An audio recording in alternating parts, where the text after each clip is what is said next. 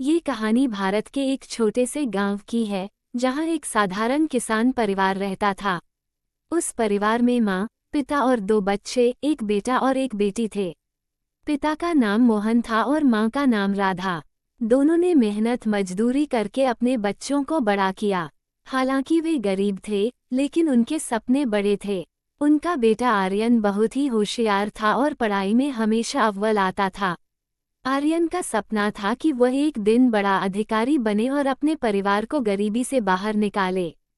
दूसरी ओर, उनकी बेटी सिया भी पढ़ाई में होशियार थी, लेकिन उसके लिए परिवार ने ज्यादा ध्यान नहीं दिया क्योंकि समाज में बेटी की शिक्षा को ज्यादा महत्व नहीं दिया जाता था। हेलो फ्रेंड्स, कहानी पूरी अंत तक देखें। कहानी अच्छा लगे तो लाइक सब्सक्राइब जरूर करें। आधी कहानी विश्व के काम आता है, पूरी कहानी देखें फिर एक प्यारा सा कमेंट।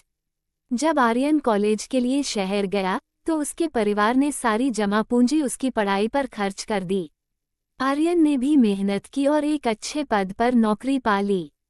उसकी पहली तनख्वाह जब घर पहुंची तो माता पिता की आंखों में गर्व और खुशी के आंसू थे। लेकिन इसी बीच सिया को भी शिक्षा में आगे बढ़ने का जुनून सवार हुआ। सिया ने अपने माता पिता से कहा कि वह भी पढ़ना चाहती है, लेकिन परिवार की हालत ऐसी नहीं थी कि वे उसकी पढ़ाई का खर्च उठा सकें। माँ बाप ने मना कर दिया और उसे घर के काम में लगा दिया। फिर भी सिया ने हार नहीं मानी। उसने खुद पढ़ाई करने का निश्चय किया।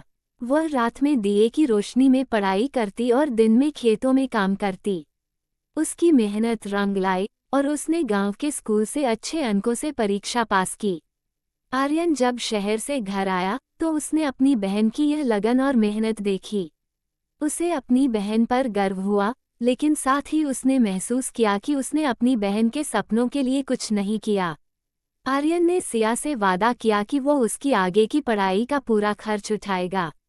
सिया ने अपने भाई के सहयोग से कॉलेज में दाखिला लिया और एक दिन वह भी एक बड़ी अधिकारी बन गई।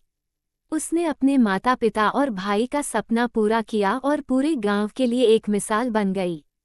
सिया की कहानी ने साबित किया कि सपने और मेहनत से कुछ भी असंभव नहीं होता, चाहे आप किसी भी परिस्थिति में हों।